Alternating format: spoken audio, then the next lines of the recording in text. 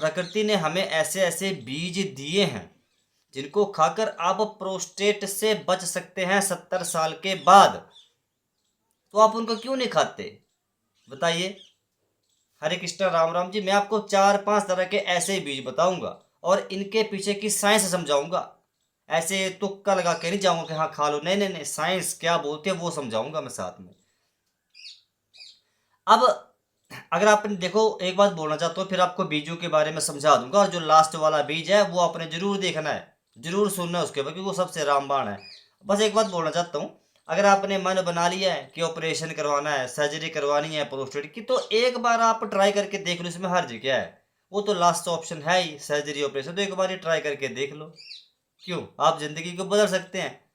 अब जो पहले नंबर वाला बीज है वो कौन सा है, वो है सनफ्लावर सीड, सूरजमुखी के बीज। जी हाँ, देखा है आप लोगों ने सूरजमुखी का बीज, सूरजमुखी का फूल तो देखा होगा ना, सूर्य देव की तरह लगता है दिखने में, पीले रंग के फूल होते हैं।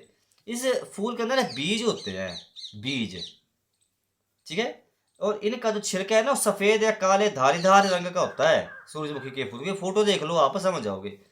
अब ये बीज आपको कब खाने हैं, किस समय खाने हैं, इनकी मात्रा कितने, ध्यान से समझना है। पहले आप समझो कि सूरजमुखी के बीज से फायदा क्या हो सकता है। देखो, सूरजमुखी के बीज के अंदर विटामिन ई बहुत ज़्यादा है। क्या है सूरजमुखी के बीज के अंदर, विटामिन ई। विटामिन ई क्या है, विटामिन ई एक नेचुरल एंटीऑक्सीडेंट है। और एंटीऑक्सीडेंट चीज़ का मतलब क्या है, प्रोस्टेट के सेल को खराब होने से बचाना। तो मतलब विटामिन ई जो सूरजमुखी के बीज के अंदर है, ये प्रोस्टेट की कोशिकाओं को खराब होने से बचा सकती है। तो छोटी बात है क्या, बताइए, छोटी बात है। बड़ी जबरदस्त ये चीज़ बता रहा हूँ। तो ये फिलहाल मैंने आप, इसके अंदर और भी चीज़ें काफ़ी हैं, बहुत ज़्यादा है, लेकिन आप और भी से मिनरल्स हैं, विटामिन है, लेकिन जो मेन है प्रोस्टेट के दृष्टिकोण से मैंने आपको वो बता दी, विटामिन ई मेरे भाई। एक विटामिन ई बादाम के अंदर, और एक विटामिन ई सूरजमुखी के फूल के अंदर सबसे ज़्यादा पाई जाती है। बादाम थोड़े महंगे हैं तो रहने दो, क्यों खाने। सूरजमुखी का बीज खा लो, सस्ता है ना यार, सस्ता है, फूल में से बीज निकाल कर खाने हैं बस।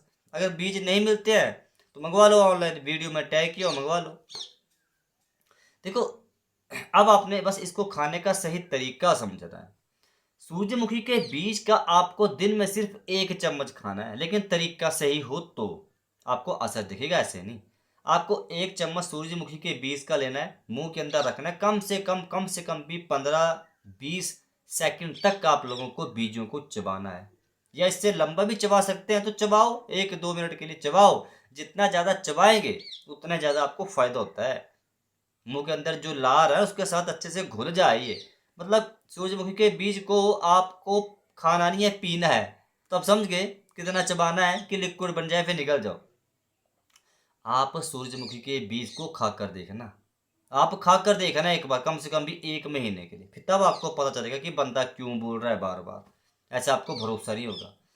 अब जो दूसरे नंबर वाला बीज है ये कौन सा है, ये आपके घर में पड़े होंगे, तिल के बीज, या सफ़ेद चाहे काले, दोनों में से कोई एक बीज खाना शुरू कर दो आज से।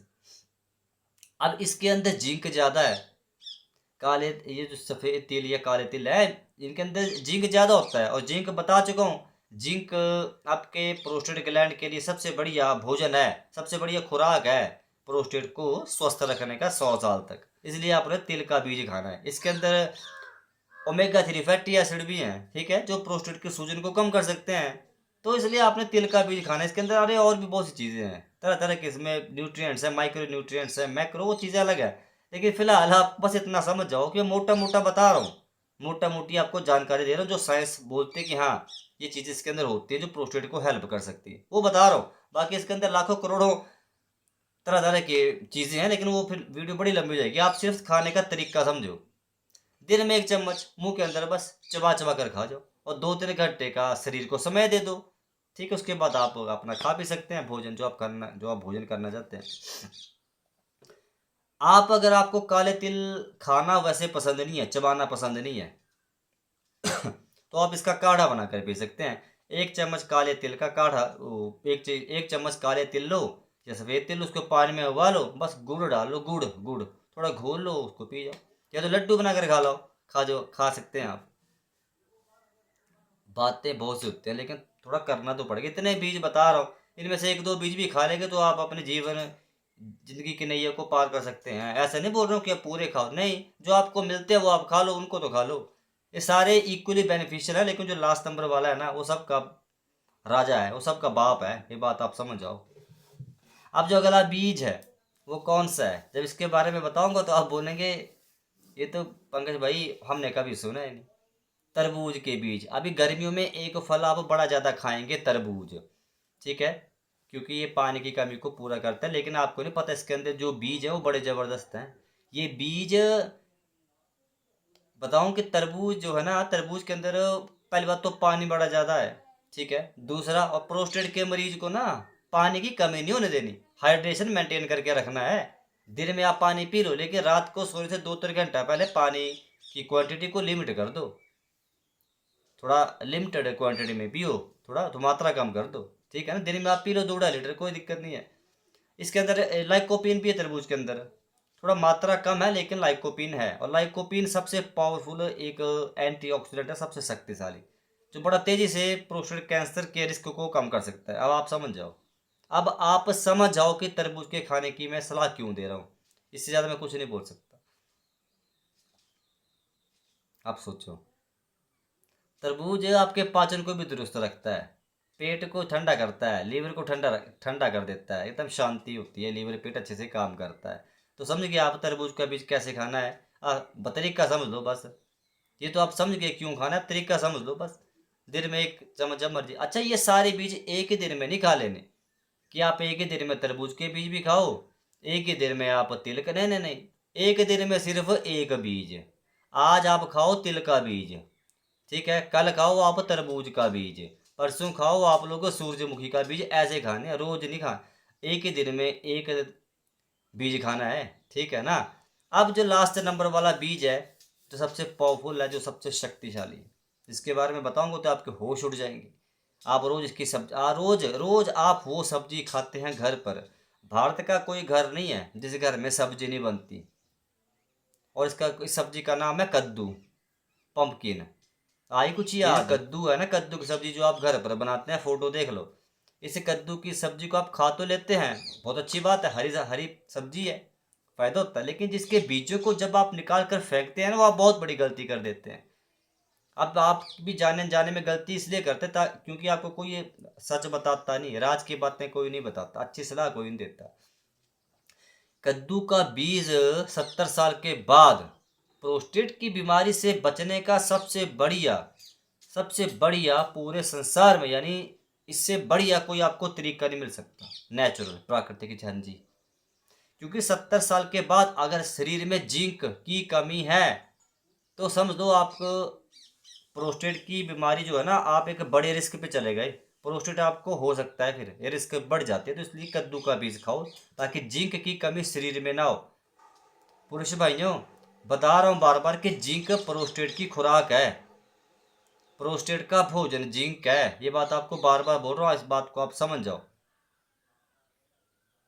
लेकिन कद्दू के बीज में जिंक तो है, साथ में फाइटोस्टेरॉल है, जो आपके प्रोस्टेट के सेल को, प्रोस्टेट की कोशिकाओं को खराब होने से बचा सकते हैं। कद्दू का बीज आपके पाचन को दुरुस्त रखता है, लेकिन कद्दू का बीज अगर आप पानी में भिगोकर खाएंगे तो आपको ज्यादा असर हो सकता है। बात समझ, क्योंकि कुछ बुजुर्ग भाई को कद्दू का बीज खाकर बोलते हैं गर्मी होती है, पाचन खराब हो जाता है। पता है क्या, गर्म प्रकृति का होता है, पचने में थोड़ा भारी होता है ये। तो आप एक काम करो, तरीका समझाओ बस। अब एक तरीका आप समझो या डायरी पे लिखो, आपकी मर्जी है।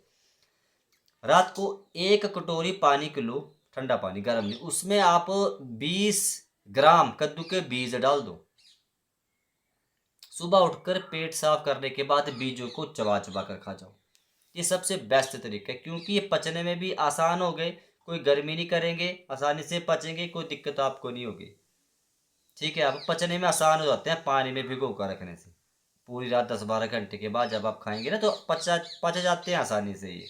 आप यकीन करिए, कद्दू के बीज खाओ। आप कोई भी बीज अगर ना खा सकते तो मत खाओ, मैं सिर्फ बोल रहा हूँ कद्दू के बीज मिस मत करो बस। ये सबसे रामबाण अचूक औषधि है, ये सबसे देसी दवाई बोलते हैं इसको। कद्दू के बीज पुरुषों के लिए एक समझ लो कि संजीवनी बूटी है, कलयुग की संजीवनी बूटी है 70 साल के बाद। क्या? कद्दू का बीज। कद्दू के बीज सब्जी घर पर बनाते, बीजों को निकाल लो, बस वो खाने हैं रॉ फॉर्म में, कोई रोस्ट नहीं करने। ठीक है, बाजार से जाके आपने वो कद्दू के बीज दिए ला दीजिए, जिनके ऊपर नमक लगा होता है, जो फ्राई होते हैं, सिंपल खाने सब्जी सब्जी में से निकाल कर। हाँ, अगर आपको ऐसा लगता है कि हम पंकज भाई खाना पसंद ही नहीं है, हम ना वैसे खा सकते हैं ना पानी में भिगो के खा सकते हैं, तो भैया एक काम करो, कद्दू के बीज लो, उनको थोड़ा धूप में सुखा लो और उनका पाउडर बना लो आप लोग। बस 1 चम्मच कद्दू के बीज का पाउडर लो, 250 ml पानी में उबालो, जब पानी आधा बच जाए उसको छान करके पी लो। शहद मिला सकते हैं आप आधा 1 चम्मच स्वाद के लिए। ये सबसे बेस्ट तरीका है अगर आपको खाना पसंद नहीं है तो। और ये जो आपको चाय मैंने बताई कद्दू के बीज की, कि कद्दू के बीज का पाउडर लो, उसको पानी में उबालो, ये आपको रात को सोने से 2 घंटे पहले पीनी है बस। आप इस्तेमाल करके देखो यार, तब आपको पता चलेगा, मेरे कहने की बात नहीं है। पंपकिन सीड से कद्दू का बीज, पुरुष भाइयों मानिए अपने इस बेटे की बात को, भाई की बात को, आपकी ज़िंदगी बदल सकता है, इतना दम है कद्दू के बीज में। ये सोने से भी महंगा है, निरा खरा सोना है ये, बात समझ जाओ। कद्दू का बीज दिखने में हरे रंग का होता है, बड़ा ज़बरदस्त है, बड़ा कमाल का। मैं खुद खुद खुद डेली बेसिस पे खाता हूँ। आप सोचो, जब मैं खुद खाता हूँ तो आप लोग को खाने में हर्ज क्या है? कोई नुकसान है? कोई साइड इफेक्ट क्या है? प्रकृति ने चीज़ दी है तो इसका नुकसान होगा? प्रकृति माँ है ना हमारी, बताओ। बुजुर्ग भाई बातों को समझना पड़ेगा, इस उम्र में आपका साथ कोई नहीं देगा। अगर प्रोस्टेट हो गया या और भी कोई बीमारी होगी तो कोई साथ नहीं देगा।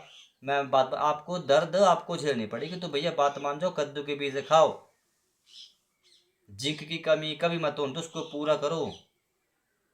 बाकी समझना ना समझना आपकी इच्छा है, मर्जी है। फिर भी कोई कन्फ्यूजन है बताया हूँ, व्हाट्सएप पे मैसेज कर सकते हैं आप, कमेंट कर सकते हैं, ठीक है ना। बाकी आप मेरे व्हाट्सएप के ऊपर मैसेज कर सकते हैं, आपको बताया हूँ कि व्हाट्सएप नंबर मेरा क्या है, उस पर जाइए मैसेज कीजिए, पर्सनली बात कर सकते हैं मुझसे, ठीक है। बाकी एक बात बोलना चाहता हूँ, आप जब 2-3 महीने तक लगातार कद्दू के बीज खाएंगे ना, तो बस एक काम आप और कर लेना। क्या?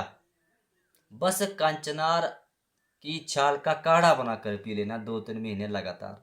अगर 2 काम आप ये कर लेते हैं ना मेरे भाई, दुनिया की कोई ताकत नहीं है। खुद भगवान भी ज़मीन पर उतर के आ जाए ना, वो भी आपके प्रोस्टेट को कंट्रोल में होने से नहीं रोक सकते, क्योंकि भगवान भी उनकी मदद करते हैं जो अपनी मदद खुद करते हैं, बात समझ लो। God help those who help themselves, ये कहावत आपने सुनी होगी। तो फिर भी ना समझना, मर्जी आपकी है, मैं कुछ नहीं बोल सकता। तो भैया अपने शरीर का ख्याल रखिए बुजुर्ग भाइयों, कोई साथ नहीं देगा, मैं फिर बोल रहा हूँ। आजकल बुजुर्गों के साथ क्या क्या होता है आपको पता है। और जिन्होंने मेरी वीडियो पूरी देखी है भैया कमेंट कर देना, कमेंट में लिख कर मुझे भेजना 70+। कमेंट बॉक्स में जाके कमेंट करना, क्या लिखना? 70+। फिर मैं समझ जाऊंगा कि ये मेरी वीडियो रोज़ देखते हैं, रोज़। फिर मैं आप लोगों से खुद पर्सनली खुद ही कांटेक्ट कर लूँगा, जो भी आपको दिक्कतें हैं आपसे मैं खुद बातचीत कर लूँगा। मिलता हूँ कल की वीडियो में, अपनी सेहत का खास ख्याल रखिए। राम राम जी, हरे कृष्णा।